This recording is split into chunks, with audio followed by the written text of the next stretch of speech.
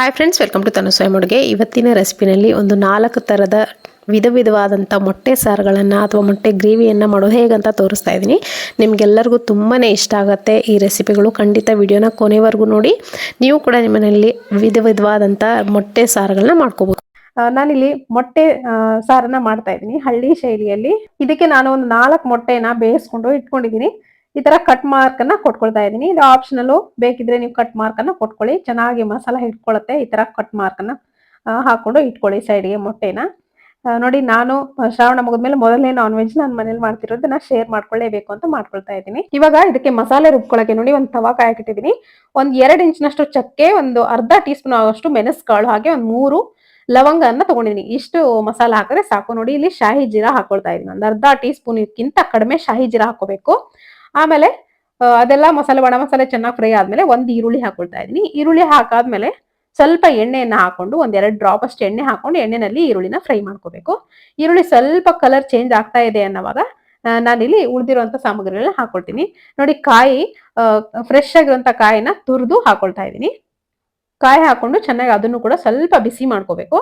ಅಷ್ಟೇ, ಇಷ್ಟು ಮಸಾಲೆ ಆದ್ರೆ ಸಾಕು. ನೋಡಿ, ಹಳ್ಳಿಗಳ ಕಡೆ ಎಲ್ಲ ತುಂಬಾ ಸಿಂಪಲ್ ಆಗಿ ಸಿಂಪಲ್ ಮಸಾಲೆಗಳನ್ನ ಹಾಕಿ ಮಾಡಿರ್ತಾರೆ ತಿಳಿ ಸಾರನ್ನ. ಎಷ್ಟು ಟೇಸ್ಟಿಯಾಗಿರುತ್ತೆ ಅಂದ್ರೆ ನೀವು ಇದನ್ನ ಒಂದ್ಸರಿ ಮಾಡ್ಕೊಂಡು ಊಟ ಮಾಡಿದಾಗಲೇ ಗೊತ್ತಾಗತ್ತೆ ನಿಮಗೆ. ಖಂಡಿತ ನೀವು ಕೂಡ ನಿಮ್ಮಲ್ಲಿ ಇದನ್ನ ಮಾಡ್ಕೊಂಡು ನೋಡಿ, ವಿಡಿಯೋನ ಪೂರ್ತಿ ನೋಡಿ ಸಪೋರ್ಟ್ ಮಾಡಿ ಅಂತ ಕೇಳ್ಕೊತೀನಿ. ನೋಡಿ, ಇವಾಗ ಇದನ್ನ ಮಿಕ್ಸರ್ ಜಾರ್ಗೆ ಟ್ರಾನ್ಸ್ಫರ್ ಮಾಡ್ಕೊಂಡಿದ್ದೀನಿ. ಇದಕ್ಕೆ ಧನಿಯಾ ಪುಡಿ 1 ಟೀ ಸ್ಪೂನ್ ಆಗೋಷ್ಟು ಹಾಕೊಂಡಿದ್ದೀನಿ. ನುಣ್ಣಗೆ ರುಬ್ಕೋಬೇಕು. ನೋಡಿ, ನೀರ್ ಹಾಕೊಂಡು ಫುಲ್ ನುಣ್ಣಗೆ ರುಬ್ಕೊಂಡು ಸೈಡ್ ಅಲ್ಲಿ ಎತ್ತಿಟ್ಕೊಂಡಿದ್ದೀನಿ. ಒಂದ್ ಪಾತ್ರೆ ಬಿಸಿ ಇಟ್ಕೊಂಡಿದ್ದೀನಿ. ಇವಾಗ ಮಾಡೋದು ನೋಡೋಣ. ಒಂದ್ 2 ಸ್ಪೂನ್ ಆಗೋಷ್ಟು ಎಣ್ಣೆ ಹಾಕೊಂಡಿದ್ದೀನಿ ಪಾತ್ರೆಗೆ. ಎಣ್ಣೆ ಚೆನ್ನಾಗಿ ಕಾದಾದ್ಮೇಲೆ ಒಂದು ಅರ್ಧ ಈರುಳ್ಳಿನ ಸಣ್ಣದಾಗಿ ಕಟ್ ಮಾಡ್ಕೊಂಡು ಒಗ್ಗರಣೆಗೆ ಹಾಕೊಳ್ತಾ ಇದ್ದೀನಿ. ಹಾಕೋಬೇಕು, ಚೆನ್ನಾಗಾಗತ್ತೆ ಸಾರು. ಈರುಳ್ಳಿ ಹಾಕಾದ್ಮೇಲೆ ಶುಂಠಿ ಬೆಳ್ಳುಳ್ಳಿ ಪೇಸ್ಟ್ ಕೂಡ ನಾನಿಲ್ಲಿ 1 ಟೇಬಲ್ ಸ್ಪೂನ್ ಆಗೋಷ್ಟು ಹಾಕೊಂಡಿದ್ದೀನಿ. ನೀವು ಪೇಸ್ಟ್, ಶುಂಠಿ ಬೆಳ್ಳುಳ್ಳಿ ಪೇಸ್ಟ್ ಇಲ್ಲ ನಿಮ್ಮ ಹತ್ರ ಅಂದ್ರೆ ರುಬ್ಬೋದ್ರಲ್ಲಿ ಹುರಿತಿರ್ತೀವಲ್ಲ ಮಸಾಲ, ಅದ್ರಲ್ಲಿ ಶುಂಠಿ 1 ಇಂಚಿನಷ್ಟು, ಹಾಗೆ ಒಂದೂವರೆ ಗೆಡ್ಡೆ ಬೆಳ್ಳುಳ್ಳಿನ ಹಾಕೊಂಡು ಅದನ್ನು ಕೂಡ ಹುರ್ಕೊಂಡು ಮಿಕ್ಸರ್ ಜಾರ್ನಲ್ಲಿ ನುಣ್ಣಗೆ ಪೌಡರ್ ಮಾಡ್ಕೋಬೇಕು. ಇವಾಗ ನೋಡಿ, ಒಂದು ಪಲಾವ್ ಎಲೆ ಕೂಡ ಹಾಕೊಂಡಿದ್ದೀನಿ. ಒಂದು ಅರ್ಧ ಕಟ್ ಮಾಡ್ಕೊಂಡು ಪಲಾವ್ ಎಲೆ ಹಾಕೊಂಡಿದ್ದೀನಿ. ಫ್ಲೇವರ್ ಚೆನ್ನಾಗಿರುತ್ತೆ. ಇವಾಗ ಚೆನ್ನಾಗಿ ಫ್ರೈ ಆದ್ಮೇಲೆ, ಸ್ವಲ್ಪ ಕಲರ್ ಚೇಂಜ್ ಆದ್ಮೇಲೆ ಈರುಳ್ಳಿನ ಟೊಮೆಟೊ ಹಾಕೊಂಡಿದ್ದೀನಿ. ಒಂದು 3 ಚಿಕ್ಕ ಗಾತ್ರದ ಟೊಮೆಟೊನ ಹಾಕೊಂಡಿದ್ದೀನಿ. ಟೊಮೆಟೊ ಹಾಕೊಂಡು ಚೆನ್ನಾಗಿ ಮಿಕ್ಸ್ ಮಾಡ್ಕೊಳ್ತಾ ಫ್ರೈ ಮಾಡ್ಕೋಬೇಕು. ನೋಡಿ, ಟೊಮೆಟೊ ಪೂರ್ತಿಯಾಗಿ ಮ್ಯಾಶ್ ಆಗೋವರೆಗೂ ಇಲ್ಲಿ ಫ್ರೈ ಮಾಡ್ಕೋಬೇಕಾಗತ್ತೆ. ಸ್ವಲ್ಪ ಉಪ್ಪನ್ನ ಸೇರಿಸ್ಕೋಬೇಕು, ಅವಾಗ ಬೇಗನೆ ಫ್ರೈ ಆಗುತ್ತೆ ಟೊಮೆಟೊ. ನೋಡಿ, ಹಣ್ಣಾಗಿರುವಂತ ಟೊಮೆಟೊ ಬಳಸಿರಂತೂ ಈ ಸಾರು ತುಂಬಾ ಚೆನ್ನಾಗಿರುತ್ತೆ. ನಿಮ್ಮ ಹತ್ರ ಟೊಮೆಟೊ ಇಲ್ಲ, ಜಾಸ್ತಿ ಒಂದೇ ಇದೆ ಅಂತ ಅನ್ನೋದಾದ್ರೆ ಒಂದು ಅರ್ಧ ನಿಂಬೆಹಣ್ಣು ಗಾತ್ರಷ್ಟು ಹುಣಸೆ ಹಣ್ಣನ್ನ ನೀರಲ್ಲಿ ನೆನೆಸಿ ಹುಣಸೆ ಹಣ್ಣಿನ ರಸ ಕೂಡ ಇದಕ್ಕೆ ಹಾಕೋಬಹುದು. ನೋಡಿ, ಅರ್ಧ ಟೀ ಸ್ಪೂನ್ ಅಷ್ಟು ಅರಿಶಿನ ಪುಡಿ, ಹಾಗೆ ಗರಂ ಮಸಾಲ ಹಾಕೊಂಡಿದೀನಿ. ಜೊತೆಗೆ ಹಚ್ಚ ಖಾರದ ಪುಡಿ ಬೇಕಾದಷ್ಟು ಹಾಕೋಬಹುದು. ಹಾಕೊಂಡು ಸ್ವಲ್ಪ ಹೊತ್ತು ಎಣ್ಣೆನಲ್ಲಿ ಫ್ರೈ ಮಾಡ್ಕೋಬೇಕಾಗುತ್ತೆ ಮಸಾಲೆನ. ಯಾಕಂದ್ರೆ ಸ್ವಲ್ಪ ಹಸಿ ವಾಸನೆ ಹೋಗ್ಬೇಕು ಮಸಾಲೆದು ಕೂಡ, ಅವಾಗಲೇ ಟೇಸ್ಟ್ ಚೆನ್ನಾಗಿ ಬರೋದು. ಇವಾಗ ರುಬ್ಬಿದಂತ ಮಸಾಲೆನೂ ಕೂಡ ಹಾಕೊಳ್ತಾ ಇದ್ದೀನಿ. ಅದ್ರ ಜೊತೆಗೆ ಒಂದು ಜಾರ್ ಆಗೋಷ್ಟು ನೀರನ್ನು ಕೂಡ ಸೇರಿಸ್ಕೊಳ್ತಾ ಇದೀನಿ. ನಾನಿಲ್ಲಿ ಸ್ವಲ್ಪ ಸಾರನ್ನ ತೆಳುವಾಗಿ ಮಾಡ್ಕೊಳ್ತಾ ಇದೀನಿ. ಯಾಕಂದ್ರೆ ಸ್ವಲ್ಪ ತಿಳಿ ಸಾರನ್ನ ಮಾಡ್ಕೊಳ್ತಾ ಇದೀನಿ. ಮೊಟ್ಟೆ ಸಾರನ್ನ ತುಂಬಾ ಚೆನ್ನಾಗಿರುತ್ತೆ ರೊಟ್ಟಿ ಜೊತೆಗೆ.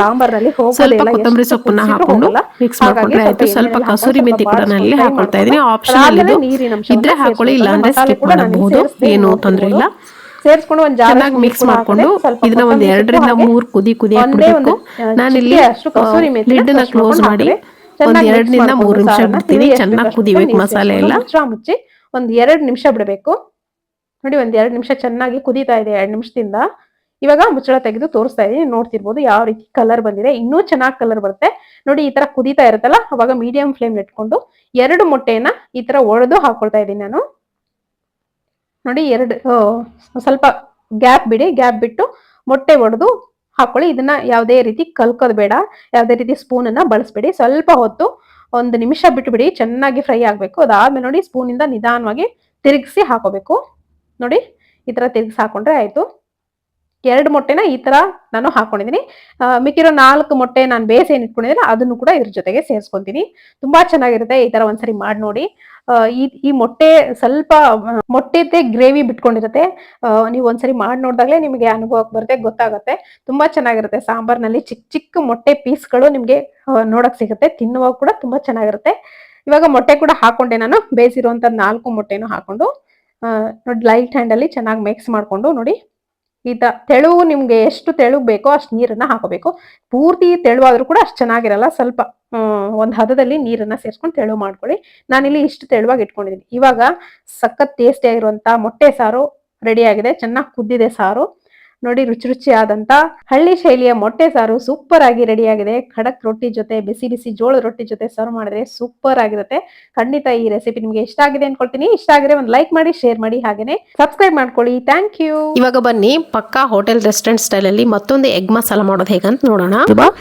ನೋಡಿ ನಾನಿಲ್ಲಿ ಇದಕ್ಕೆ ಒಂದು ಪಾತ್ರೆಗೆ ನೀರು ಹಾಕೊಂಡು ಪೂರ್ತಿಯಾಗಿ ಮುಳುಗುವಷ್ಟು ನೀರು ಹಾಕೋಬೇಕು. ಅದಾದಮೇಲೆ ಮೊಟ್ಟೆ ಹಾಕೋಬೇಕು. ಒಂದು 8 ಮೊಟ್ಟೆನ ನಾನಿಲ್ಲಿ ಬೇಯಿಸೋಕ್ಕೆ ಇಟ್ಕೊಳ್ತಾ ಇದ್ದೀನಿ. ಚೆನ್ನಾಗಿ ಒಂದು 15 ನಿಮಿಷ ಬೇಯಿಸ್ಕೊಳ್ಬೇಕು ಮೊಟ್ಟೆನ. ಬೇಯಿಸ್ಕೊಂಡಾದ್ಮೇಲೆ ನಾನಿಲ್ಲಿ ಸಿಪ್ಪೆ ತೆಗೆದು ಇಟ್ಕೊಂಡಿದ್ದೀನಿ ಮೊಟ್ಟೆನ. ಈ ಥರ ನೋಡಿ ಪರ್ಫೆಕ್ಟಾಗಿ ಬೇಯಬೇಕಂದ್ರೆ ಒಂದು 15 ನಿಮಿಷ ನೀವು ಮೊಟ್ಟೆನ ಬೇಯೋಕ್ಕೆ ಬಿಡಬೇಕು. ಇವಾಗ ಸಿಪ್ಪೆ ತೆಗೆದಾದ್ಮೇಲೆ ನಾನಿಲ್ಲಿ ಮೊಟ್ಟೆನ ಕಟ್ ಮಾರ್ಕನ್ನು ಕೊಟ್ಕೊಳ್ತಾ ಇದ್ದೀನಿ. ಈ ಥರ ನೋಡಿ ಅರ್ಧಕ್ಕೆ ನೀವು ಕಟ್ ಮಾರ್ಕ್ ಕೊಡಬೇಕು. ಒಳಗಡೆ ಇರುವಂಥ ಎಲ್ಲೋ ಭಾಗನ ಕಟ್ ಮಾಡಬೇಡಿ. ಜಸ್ಟ್ ಮೇಲ್ಗಡೆ ಲೇಯರ್ ಏನಿರುತ್ತೆ ನೋಡಿ ವೈಟು, ಅದನ್ನು ಮಾತ್ರ ಈ ಥರ ಕಟ್ ಮಾಡ್ಕೋಬೇಕು. ಅರ್ಧ ಭಾಗ ಮಾತ್ರ ಪೂರ್ತಿಯಾಗಿ ಕಟ್ ಮಾಡಬೇಡಿ, ಆವಾಗ ಪುಡಿ ಪುಡಿ ಆಗುತ್ತೆ. ಇದೇ ಥರ ಎಲ್ಲ ಕಟ್ ಮಾಡ್ಕೊಂಡು ಇಟ್ಕೊಂಡಿದ್ದೀನಿ. ಇವಾಗ ಒಂದು ಪ್ಯಾನ್ಗೆ ಒಂದು ಸ್ಪೂನ್ ಆಗೋಷ್ಟು ಎಣ್ಣೆ ಹಾಕ್ಕೊಂಡು ಅರಿಶಿನ ಪುಡಿ, ಗರಂ ಮಸಾಲ, ಅಚ್ಕಾರದ ಪುಡಿ ಹಾಗೆ ಉಪ್ಪನ್ನು ಹಾಕ್ಕೊಂಡು ಚೆನ್ನಾಗಿ ಮಿಕ್ಸ್ ಮಾಡ್ಕೋಬೇಕು. ನೋಡಿ ಎಣ್ಣೆನಲ್ಲಿ ಪೂರ್ತಿಯಾಗಿ ಮಸಾಲೆ ಏನಿದೆ ನೋಡಿ ಮಿಕ್ಸ್ ಆಗಬೇಕು. ಮಿಕ್ಸ್ ಆದಮೇಲೆ ಉಪ್ಪು ನಾನು ಆವಾಗಲೇ ಹೇಳಿದಾಗ ಉಪ್ಪನ್ನ ಹಾಕೊಂಡಿರಲಿಲ್ಲ, ಇವಾಗ ಹಾಕ್ಕೊಂಡೆ. ಉಪ್ಪನ್ನ ಹಾಕೋಬೇಕು, ಅವಾಗ ಮೊಟ್ಟೆಗೆ ಹಿಡಿಯುತ್ತೆ, ಚೆನ್ನಾಗಿ ಟೇಸ್ಟ್ ಬರುತ್ತೆ. ಇವಾಗ ನೋಡಿ ಮೊಟ್ಟೆ ಹಾಕ್ಕೊಳ್ತಾ ಇದ್ದೀನಿ. ಈ ಮೊಟ್ಟೆನ ಮೀಡಿಯಮ್ ಉರಿಲಿ ಇಟ್ಕೊಂಡು ಒಂದು ಅರ್ಧ ನಿಮಿಷ ಅಥವಾ 1 ನಿಮಿಷ ಈ ಥರ ಟ್ವಿಸ್ಟ್ ಮಾಡ್ಕೊಳ್ತಾ ಫ್ರೈ ಮಾಡ್ಕೋಬೇಕು ಮೊಟ್ಟೆನ. ಆವಾಗ ಟೇಸ್ಟ್ ಏನಿದೆ ನೋಡಿ ಚೆನ್ನಾಗಿ ಬರುತ್ತೆ. ಟೇಸ್ಟು ಸಾಫ್ಟ್ ಆಗಿದ್ರೆ ಅಷ್ಟು ಚೆನ್ನಾಗಿರಲ್ಲ ಮೊಟ್ಟೆ, ಸ್ವಲ್ಪ ಫ್ರೈ ಆಗಿದೆ ಅಂತ ಅನಿಸಿದ್ರೆ ತುಂಬ ಚೆನ್ನಾಗಿರುತ್ತೆ. ಇವಾಗ ನೋಡಿ ಪೂರ್ತಿಯಾಗಿ ಒಂದು ಅರ್ಧ ನಿಮಿಷ ಫ್ರೈ ಮಾಡ್ಕೊಂಡಿದ್ದೀನಿ. ಒಂದು ಬೇರೆ ಪ್ಲೇಟ್ಗೆ ನಲ್ಲಿ ತೆಗೆದು ಸೈಡಲ್ಲಿ ಎತ್ತಿಟ್ಕೊಳ್ತೀನಿ. ಈ ಥರ ನೋಡಿ ಮಸಾಲೆ ಎಲ್ಲ ಮೇಲ್ಗಡೆ ಒಂದು ಕೋಟಿಂಗ್ ಬಂದಿರಬೇಕು, ಆವಾಗ ತುಂಬ ಚೆನ್ನಾಗಿ ಟೇಸ್ಟ್ ಬರುತ್ತೆ ಮಸಾಲೆಗೆ ಹಿಡಿದಿದ್ರೆ ಮಸಾಲೆ. ಇವಾಗ ಸೈಡಲ್ಲಿ ಎತ್ತಿಟ್ಕೊಂಡು ಒಂದು ಪಾತ್ರೆ ಬಿಸಿ ಇಟ್ಕೊಂಡಿದ್ದೀನಿ. ಒಂದು 2 ಟೇಬಲ್ ಸ್ಪೂನ್ ಆಗೋಷ್ಟು ಎಣ್ಣೆ ಹಾಕೊಂಡಿದ್ದೀನಿ. ಬೇಕಿದ್ರೆ ಬೆಣ್ಣೆ ಕೂಡ ಹಾಕೊಂಡು ಮಾಡ್ಕೋಬೋದು, ತುಂಬ ಚೆನ್ನಾಗಿ ಟೇಸ್ಟ್ ಬರುತ್ತೆ. ಎಣ್ಣೆ ಚೆನ್ನಾಗಿ ಕಾದಾದ್ಮೇಲೆ ಒಂದು ಪಲಾವ್ ಎಲೆ ಹಾಕೊಂಡಿದ್ದೀನಿ. ಜೊತೆಗೆ ಒಂದು ಈರುಳ್ಳಿನ, ದೊಡ್ಡದಾಗಿರುವಂಥ ಈರುಳ್ಳಿನ ಸಣ್ಣದಾಗಿ ಕಟ್ ಮಾಡ್ಕೊಂಡು ಹಾಕೊಂಡಿದ್ದೀನಿ. ಹಾಕೊಂಡು ಎಣ್ಣೆನಲ್ಲಿ ಈರುಳ್ಳಿ ಚೆನ್ನಾಗಿ ಫ್ರೈ ಆಗಬೇಕು. ನಾನಿಲ್ಲಿ ಮಾಡ್ತಾ ಇರೋವಂಥದ್ದು ಶುಂಠಿ ಬೆಳ್ಳುಳ್ಳಿ ಪೇಸ್ಟ್ ಹಾಕ್ದೇ ಮಾಡ್ತಾ ಇದ್ದೀನಿ ನಾನು. ನೀವು ಬೇಕಿದ್ರೆ ಹಾಕೋಬೋದು, ಟೇಸ್ಟ್ ಬರುತ್ತೆ. ಹೋಟ್ಲಲ್ಲೆಲ್ಲ ಹಾಕ್ತಾರೆ. ಇವಾಗ ನೋಡಿ ಇದಕ್ಕೆ ಮಸಾಲೆ ಎಲ್ಲ ಹಾಕೊಂಡಿದ್ದೀನಿ. ಚಕ್ಕೆ, ಲವಂಗ, ಮೆಣಸು, ಏಲಕ್ಕಿ, ಜೀರಿಗೆ ಎಲ್ಲ ಹಾಕೊಂಡಿದ್ದೀನಿ. ಎಲ್ಲನೂ ಅರ್ಧ ಟೀ ಸ್ಪೂನ್ ಅಷ್ಟು ಹಾಕೊಂಡಿದ್ದೀನಿ. ಜೊತೆಗೆ ಒಂದು ಅರ್ಧದಷ್ಟು ಈರುಳ್ಳಿ ಹಾಕೊಂಡಿದ್ದೀನಿ. 3 ಟೊಮೆಟೊನ ಹಾಕೊಂಡಿದ್ದೀನಿ. ಜೊತೆಗೆ ಸ್ವಲ್ಪ ಪುದೀನ ಸೊಪ್ಪನ್ನ ಹಾಕೊಂಡಿದ್ದೀನಿ. ಸ್ವಲ್ಪ ಕೊತ್ತಂಬರಿ ಸೊಪ್ಪನ್ನ ಹಾಕೊಂಡಿದ್ದೀನಿ ರುಬ್ಬಕ್ಕೆ.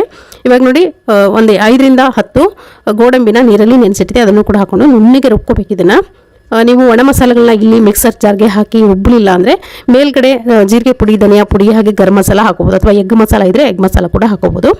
ನೋಡಿ ಗೋಲ್ಡನ್ ಬ್ರೌನ್ ಆಗಿದೆ ಈರುಳ್ಳಿ. ಇದಕ್ಕೆ ನೋಡಿ ಡೈರೆಕ್ಟಾಗಿ ನಾವು ರುಬ್ಬಿಟ್ಕೊಂಡಂಥ ಮಸಾಲೆನ ನಾನು ಸೇರಿಸ್ಕೊಳ್ತಾ ಇದ್ದೀನಿ. ಮಸಾಲೆ ಸೇರಿಸ್ಕೊಂಡಾದ್ಮೇಲೆ ನಿಮ್ಗೆ ಎಷ್ಟು ನೀರು ಬೇಕು ಅನ್ನೋದನ್ನ ನೋಡ್ಕೊಂಡು ಹೆಚ್ಚಿಸ್ಕೊಳ್ಳಿ. ನಾನು ಇಲ್ಲಿ 1 ಜಾರ್ ಆಗೋಷ್ಟು ಮಾತ್ರ ನೀರನ್ನು ಹಾಕೊಂಡಿದ್ದೀನಿ, ಯಾಕಂದರೆ ನಾನು ಸಾಂಬಾರು ಮಾಡ್ತಾ ಇಲ್ಲ, ಇಲ್ಲಿ ಗ್ರೇವಿ ಮಾಡ್ತಾ ಇದ್ದೀನಿ. ಹಾಗಾಗಿ ಚೆನ್ನಾಗಿ ಮಿಕ್ಸ್ ಮಾಡ್ಕೊಳ್ಳಿ. ಎಣ್ಣೆ ಜೊತೆ ಪೂರ್ತಿಯಾಗಿ ಬೇರಿಬೇಕು. ನಾವು ಹಸಿ ಮಸಾಲೆ ಆಗಿರೋದ್ರಿಂದ ಹಾಕಿರೋದು. ಸ್ವಲ್ಪ ಹೊತ್ತು ಕುದಿಬೇಕಿದು. ಸ್ವಲ್ಪ ಉಪ್ಪು ಹಾಕೊಳ್ತಾ ಇದ್ದೀನಿ. ಜೊತೆಗೆ ಅಚ್ಕಾರದ ಪುಡಿ ಒಂದು 2 ರಿಂದ 3 ಟೇಬಲ್ ಸ್ಪೂನ್ ಅಷ್ಟು ಹಾಕೊಂಡಿದ್ದೀನಿ.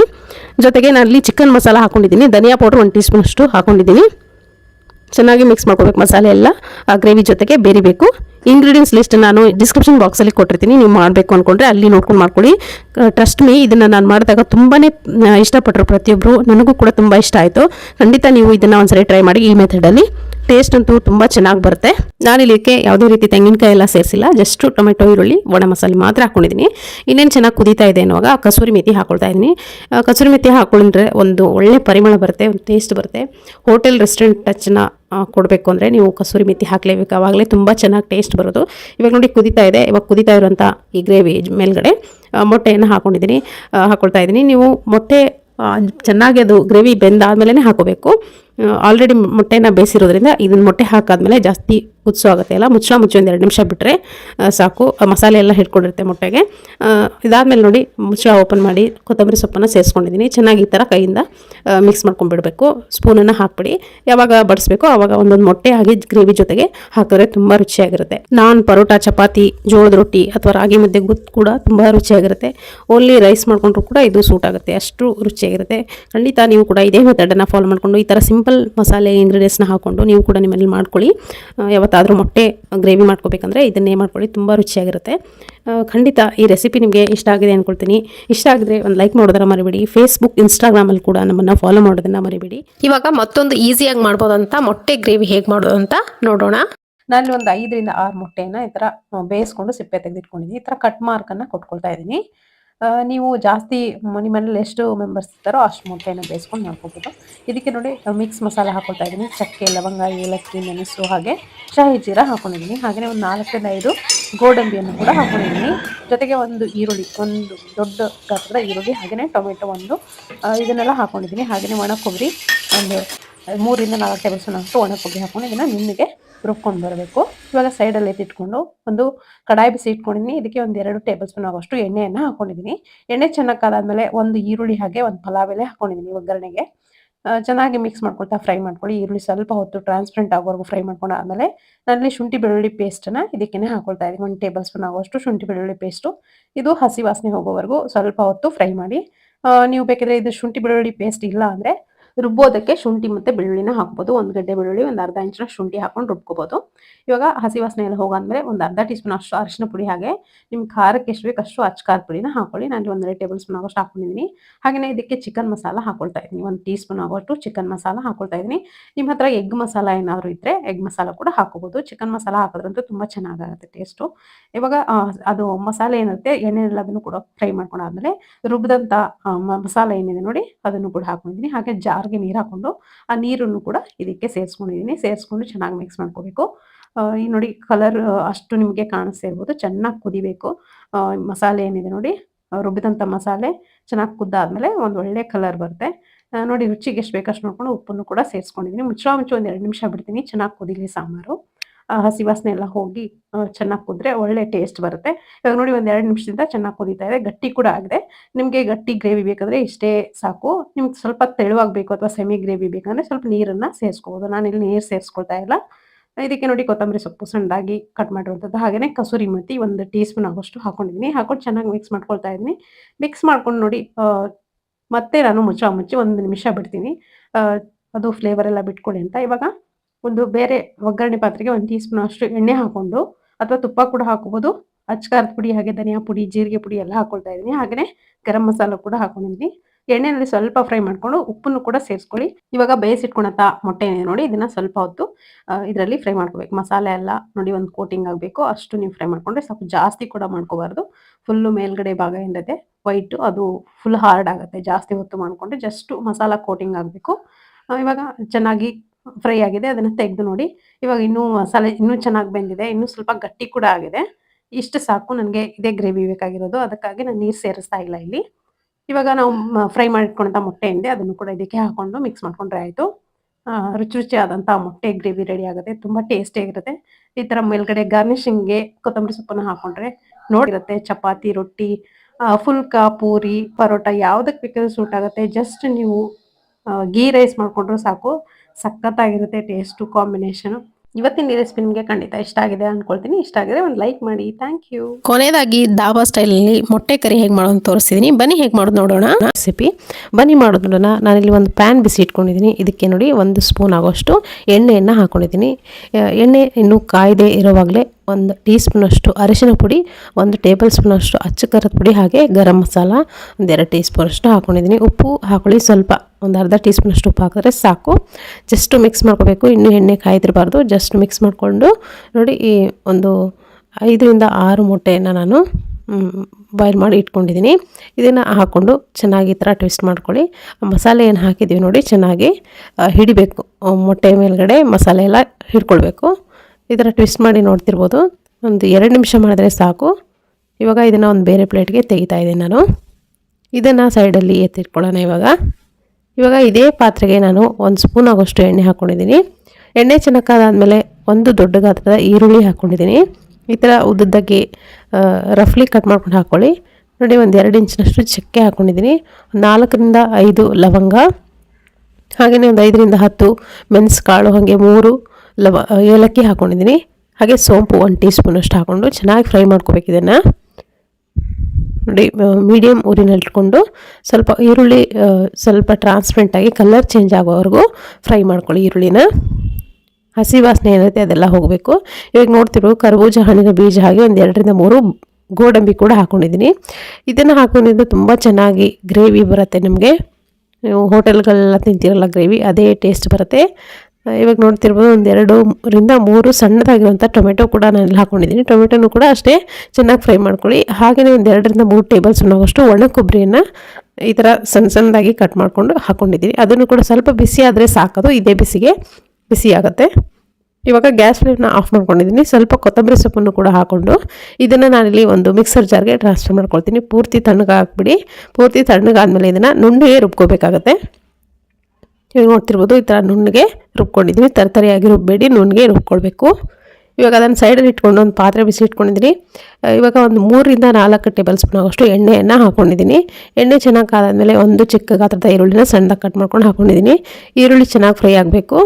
ಇದ್ರ ಜೊತೆಗೆ ಒಂದು 2 ಹಸಿಮೆಣಸಿನಕಾಯಿ ಹಾಗೆ ಶುಂಠಿ ಬೆಳ್ಳುಳ್ಳಿ ಪೇಸ್ಟು 1 ಟೇಬಲ್ ಸ್ಪೂನ್ ಆಗೋಷ್ಟು ಹಾಕೊಂಡು ಚೆನ್ನಾಗಿ ಫ್ರೈ ಮಾಡ್ಕೋಬೇಕು. ಹಸಿ ವಾಸನೆ ಎಲ್ಲ ಹೋಗಬೇಕು ಈ ಶುಂಠಿ ಬೆಳ್ಳುಳ್ಳಿ ಪೇಸ್ಟ್ದು. ಪೂರ್ತಿಯಾಗಿ ಸ್ವಲ್ಪ ಟೈಮ್ ಕೊಡಬೇಕಾಗತ್ತೆ. ಇಲ್ಲಿ ಬೇಗ ಫ್ರೈ ಮಾಡ್ಕೊಳ್ಳೋ ಹಾಗಿಲ್ಲ. ಜಸ್ಟು ಪೂರ್ತಿಯಾಗಿರೋಂಥ ಹಸಿ ವಾಸನೆ ಇರುತ್ತೆ, ಅದೆಲ್ಲ ಹೋಗಿ ತಳ ಹಿಡಿಯೋಕ್ಕೆ ಸ್ಟಾರ್ಟ್ ಆಗುತ್ತೆ ನೋಡಿ ಶುಂಠಿ ಬೆಳ್ಳುಳ್ಳಿ ಪೇಸ್ಟು. ಅವಾಗ ಚೆನ್ನಾಗಿ ಬಂದಿದೆ ಅಂತ ಅರ್ಥ. ಇವಾಗ ನೋಡಿ ಚೆನ್ನಾಗಿ ಬಂದಿದೆ. ಇವಾಗ ಒಂದು 2ರಿಂದ 3 ಟೊಮೆಟೊನ ಮತ್ತೆ ನಾನು ಹಾಕ್ಕೊಳ್ತಾ ಇದ್ದೀನಿ. ಇದಕ್ಕೆ ರುಬ್ಬಕ್ಕೂ ಕೂಡ ಹಾಕ್ಕೊಂಡಿದ್ದೀನಿ, ಇದಕ್ಕೂ ಕೂಡ ಹಾಕ್ಕೊಳ್ತಾ ಇದ್ದೀನಿ. ತುಂಬ ಚೆನ್ನಾಗಿ ಟೇಸ್ಟ್ ಬರುತ್ತೆ ಹಾಕಿದ್ರೆ. ನೋಡಿ ಈ ಥರ ರಫ್ಲಿಯಾಗಿ ಕಟ್ ಮಾಡ್ಕೊಂಡು ಹಾಕ್ಕೊಂಡಿದ್ದೀನಿ ದೊಡ್ಡ ಪೀಸಾಗಿ. ನೀವು ಬೇಕಿದ್ರೆ ಸಣ್ಣದಾಗಿ ಹಾಕೋಬೋದು ಕಟ್ ಮಾಡಿಕೊಂಡು. ಇವಾಗ ಇದಕ್ಕೆ ಒಂದು 2 ಟೇಬಲ್ ಸ್ಪೂನ್ ಆಗೋಷ್ಟು ಅಚ್ಕಾರದ ಪುಡಿ ಹಾಗೆ 1-2 ಟೀ ಸ್ಪೂನಷ್ಟು ಧನಿಯಾ ಪೌಡರ್ ಹಾಕ್ಕೊಂಡಿದ್ದೀನಿ. 1 ಟೀ ಸ್ಪೂನಷ್ಟು ಜೀರಿಗೆ ಪುಡಿ ಹಾಗೆ ಗರಂ ಮಸಾಲ 1-2 ಟೀ ಸ್ಪೂನಷ್ಟು ಹಾಕ್ಕೊಂಡಿದ್ದೀನಿ. ಚೆನ್ನಾಗಿ ಈ ಥರ ಮಿಕ್ಸ್ ಮಾಡ್ಕೊಳ್ತಾ ಫ್ರೈ ಮಾಡ್ಕೊಳ್ಳಿ ಎಣ್ಣೆಯಲ್ಲಿ. ಮಸಾಲೆ ಫ್ರೈ ಆದರೆ ತುಂಬ ಚೆನ್ನಾಗಿ ಟೇಸ್ಟ್ ಬರುತ್ತೆ. ಹಾಗೆಯೇ ಕಲರ್ ಕೂಡ ಚೆನ್ನಾಗಿ ಬರುತ್ತೆ ಗ್ರೇವಿದು. ಇವಾಗ ನೋಡ್ತಿರ್ಬೋದು ಎಷ್ಟು ಚೆನ್ನಾಗಿ ಕಲರ್ ಬಂದಿದೆ ಅಂತ. ಇದೇ ಥರ ಒಂದು ಅರ್ಧ ನಿಮಿಷ ಫ್ರೈ ಮಾಡ್ಕೋಬೇಕು ಎಣ್ಣೆಯಲ್ಲಿ ಮಸಾಲೆನ. ಇದಾದಮೇಲೆ ನೋಡಿ ನಾವು ಆವಾಗಲೇ ರುಬ್ಬಿಟ್ಕೊಂಡಂಥ ಮಸಾಲೆ ಏನಿದೆ ನೋಡಿ ಅದನ್ನು ಕೂಡ ನಾನಿಲ್ಲಿ ಸೇರಿಸ್ಕೊಳ್ತಾ ಇದ್ದೀನಿ. ಜೊತೆಗೆ 1 ಜಾರ್ ಆಗೋಷ್ಟು ನೀರನ್ನು ಕೂಡ ಹಾಕ್ಕೊಳ್ತಾ ಇದ್ದೀನಿ. ನೀರು ನಿಮಗೆ ಎಷ್ಟು ಬೇಕು ಅಷ್ಟು ಹೆಚ್ಚಿಸ್ಬೋದು. ನೀವು ನೋಡ್ತಿರ್ಬೋದು ನಾನು ಒಂದೇ 1 ಜಾರಷ್ಟು ನಾನು ಸ್ವಲ್ಪ ಸೆಮಿ ಗ್ರೇವಿ ಮಾಡ್ತಿದ್ದೀನಿ, ಹಾಗಾಗಿ ಸ್ವಲ್ಪ ಕಡಿಮೆ ನೀರನ್ನು ಬಳಸಿದ್ದೀನಿ. ರುಚಿಗೆ ಎಷ್ಟು ಬೇಕಷ್ಟು ನೋಡು ಉಪ್ಪನ್ನು ಸೇರಿಸ್ಕೊಳ್ಳಿ. ಚೆನ್ನಾಗಿ ಮಿಕ್ಸ್ ಮಾಡ್ಕೊಂಡಾದ್ಮೇಲೆ ಉಪ್ಪು ಹಾಕ್ಕೊಂಡು ಮತ್ತೊಂದು ಸರಿ ಮಿಕ್ಸ್ ಮಾಡಿಕೊಂಡು ಇದನ್ನು ಮುಚ್ಚಿ ಒಂದು 15 ನಿಮಿಷ ಬಿಡಬೇಕು. ಆವಾಗ ಚೆನ್ನಾಗಿ ಮಸಾಲೆ ಬೆಂದು ನೋಡಿ ಯಾವ ಥರ ಕಲರ್ ಬರುತ್ತೆ, ಈ ಥರ ಬರುತ್ತೆ. ಪೂರ್ತಿ ವೈಟ್ ಕಲರ್ ಇದ್ದಿದ್ದು ಈ ಥರ ಕಲರ್ ಚೇಂಜ್ ಆಯಿತು. ಮಸಾಲೆ ಚೆನ್ನಾಗಿ ಬೆಂದರೆ ಈ ಥರ ಕಲರ್ ಬರುತ್ತೆ. ಇವಾಗ ನೋಡಿ ಒಂದು 10 ನಿಮಿಷ ಬಿಟ್ಟಿದೆ, ಚೆನ್ನಾಗಿ ಕಲರ್ ಬಂದು ಯಾವ ರೀತಿ ಮೇಲ್ಗಡೆ ಎಣ್ಣೆ ತೇಲ್ತಾ ಇದೆ ಅಂತ. ಇದು ಇವಾಗ ಕಂಪ್ಲೀಟಾಗಿ ಆಗಿದೆ. ಇವಾಗ ನೋಡಿ ಸ್ವಲ್ಪ ಕಸೂರಿ ಮೇಥಿ 1 ಟೀ ಸ್ಪೂನಷ್ಟು ಕಸೂರಿ ಮೇಥಿನ ಮೇಲ್ಗಡೆ ನಲ್ಲಿ ರಶ್ ಮಾಡ್ಕೊಂಡು ಹಾಕ್ಕೊಳ್ತಾ ಇದ್ದೀನಿ. ಬೇಕಿದ್ರೆ ಎಣ್ಣೆನಲ್ಲೇ ನೀವು ಹಾಕೋಬೋದು, ಅದು ಕೂಡ ಟೇಸ್ಟ್ ಚೆನ್ನಾಗಿ ಬರುತ್ತೆ. ನಾನು ಮೇಲ್ಗಡೆ ಹಾಕ್ಕೊಳ್ತಾ ಇದ್ದೀನಿ. ಸ್ವಲ್ಪ ಕೊತ್ತಂಬರಿ ಸೊಪ್ಪನ್ನು ಹಾಕ್ಕೊಂಡು ಒಂದ್ಸರಿ ಮಿಕ್ಸ್ ಮಾಡಿಕೊಂಡ್ರೆ ಆಯಿತು. ಸಖತ್ತಾಗಿರುವಂಥ ಟೇಸ್ಟಿಯಾಗಿರುವಂಥ ಮೊಟ್ಟೆ ಗ್ರೇವಿ ರೆಡಿ ಆಯಿತು. ಖಂಡಿತವಾಗ್ಲೂ ನೀವು ಕೂಡ ನಿಮ್ಮ ಮನೆಯಲ್ಲಿ ಇದನ್ನು ಮಾಡ್ಕೊಳ್ಳಿ. ಆವಾಗಲೇ ಬೇಯಿಸಿಟ್ಟಂಥ ಮೊಟ್ಟೆಯನ್ನು ನೋಡಿ ಫ್ರೈ ಮಾಡಿ ಇಟ್ಕೊಂಡಂಥ ಮೊಟ್ಟೆಯನ್ನು ಕೂಡ ಇಲ್ಲಿ ಸೇರಿಸಿದ್ರೆ ಆಯಿತು. ಸಖತ್ ಟೇಸ್ಟಿಯಾಗಿರುವಂಥ ಎಗ್ ಗ್ರೇವಿ ರೆಡಿ ಆಗುತ್ತೆ. ಖಂಡಿತವಾಗ್ಲೂ ಈ ರೆಸಿಪಿ ನಿಮಗೆ ಇಷ್ಟ ಆಗಿದೆ ಅಂದ್ಕೊಳ್ತೀನಿ. ಇಷ್ಟ ಆಗಿದ್ರೆ ಒಂದು ಲೈಕ್ ಮಾಡಿ, ಹಾಗೆಯೇ ನಮ್ಮ ಚಾನಲ್ಗೆ ಸಬ್ಸ್ಕ್ರೈಬ್ ಆಗೋದನ್ನು ಕೂಡ ಮರಿಬೇಡಿ. ಫೇಸ್ಬುಕ್, ಇನ್ಸ್ಟಾಗ್ರಾಮಲ್ಲಿ ಕೂಡ ನಮ್ಮನ್ನು ಫಾಲೋ ಮಾಡಿ. Thank you.